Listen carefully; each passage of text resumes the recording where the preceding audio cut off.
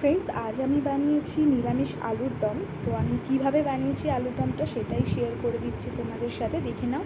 আমি আলুগুলোকে এরকমভাবে কেটে আগে ভেজে নিচ্ছি। অনেকে চাইলে সেদ্ধ করেও ভাজতে পারে, বাট এটা যেহেতু যতক্ষণে আলুগুলো ভাজা হচ্ছে আমি এখানে একটা পেস্ট বানিয়ে নিচ্ছি আদা, কাঁচা লঙ্কা, টমেটো এবং জিরের গুঁড়ো দিয়ে। জিরের গুঁড়োটাই আমি ইউজ করি বেশি, গোটা জিরে খুব একটা ইউজ করি না। টমেটোটা দিচ্ছি বাটাতে, যাতে গ্রেভিটা একটু ঘন হয়। দেখে নাও, এখানে আমি পেস্ট করে নিচ্ছি, আর এদিকে দেখে নেব আলুগুলো কতটা ভাজা হয়েছে। চেক করে নিতে হবে মাঝে মধ্যে আলুগুলোকে। দেখো, মোটামুটি হালকা হালকা ভাজা হয়েছে। এটাকে আরেকটুখানি ভাজতে হবে, বেশ ভালোভাবে নরম হয়ে যাবে। ঢাকা দিয়ে ভাজতে হবে। আমি সবসময় এইভাবে ঢেকে আলুটাকে ভাজি। ঢেকে ভাজলে কী হয়, আলুটা তাড়াতাড়ি নরম হয়, খুব বেশি সময় নেয় না। দেখো, এখানে অনেকটা লালচে লালচে হয়ে গেছে। এবারে ঢাকাটা সরিয়ে দেখি, আলুটা একদম ভাজা হয়ে গেছে, মুখমুখি হয়ে গেছে, নরম হয়ে গেছে ভালোভাবে। একটু নেড়ে ছেড়ে নিয়ে আলুগুলোকে এবার নামিয়ে নেবো আমি অন্য একটা পাত্রের মধ্যে।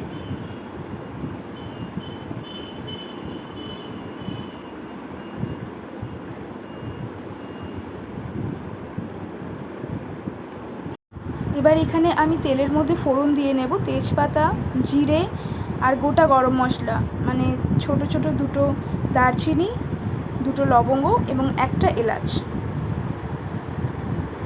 দিয়ে একটু ভালোভাবে এটাকে নেড়ে চেড়ে নেব। এদিকে পেস্টটাও রেডি। এখানে আমি তেলের মধ্যে ফোড়ন দিয়েছিলাম, এখন আমি মশলাগুলো দিয়ে দিচ্ছি। পেস্ট করা মশলাটা আমি তেলের মধ্যে দিয়ে ভালোভাবে ভাজা করে নেব, যাতে তেলটা বেরিয়ে আসে। আর একটুখানি টমেটো রয়ে গেছিলো, আমি দেখিনি, পরে আমি ওটা ছোটো ছোটো পিস করে দিয়ে দিয়েছি, মশলার মধ্যে মিশে যাবে। এখন হলুদ গুঁড়ো, লঙ্কার গুঁড়ো আর একটু ধনে গুঁড়ো দিয়েছি। এখানে আমি ভালোভাবে মশলাটাকে ভেজে নিচ্ছি, যতক্ষণ তেল না বেরোচ্ছে ভালোভাবে মশলা থেকে একটু ভাজতে হবে। আর এখানে আমি কাশ্মীরি লাল লঙ্কার গুঁড়ো দিয়ে দিচ্ছি, একটু তেলের মধ্যে মিশিয়ে দিয়েছি, এতে রঙটা খুব সুন্দর হয়। এবার একটু নুন দিলাম, নুন দিয়ে এটাকে আরেকবার ভাজা ভাজা করতে হবে। মশলাটাকে ভালোভাবে ভাজতে হবে যতক্ষণ তেল না বেরিয়ে যাচ্ছে। ভালোভাবে তেল বেরিয়ে আসছে, দেখো তোমরাই। মশলাটা যখন ছেড়ে দিয়েছে, তেল ছেড়ে দিয়েছে, তখন আলুগুলো আমি দিয়ে দিলাম। দিয়ে এখন এটা একটু নাড়াচাড়া করছি। এবার এটাকে ভালোভাবে কষাতে হবে আলুটাকে। তারপর এটার থেকেও তেল ছাড়বে বেশ সুন্দর করে। অল্প করে জল দিয়ে দিয়েছি কষানোর জন্য। 80% কুক হয়েছিল। গ্যাসটাকে লো ফ্লেমে রেখে ঢেকে দিয়েছিলাম, যাতে ভালোভাবে তেলটা বেরিয়ে আসে, আলুটা যাতে কষে যায়। তোমরা দেখতেই পারলে যে কীরকমভাবে তেলটা বেরিয়ে এসছে। এখন এটাকে একটু আমি মাখা মাখা করবো, একটুখানি গ্রেভি রাখতে হবে আমাকে, যার জন্য আমি আরেকটুখানি জল দেবো এটার মধ্যে।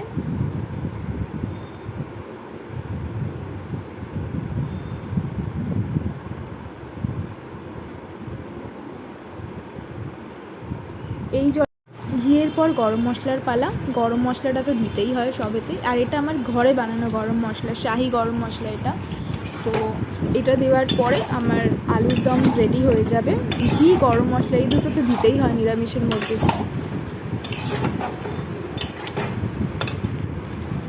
দেখে নাও, এখানে রেডি হয়ে গেছে আমার নিরামিষ আলুর দম।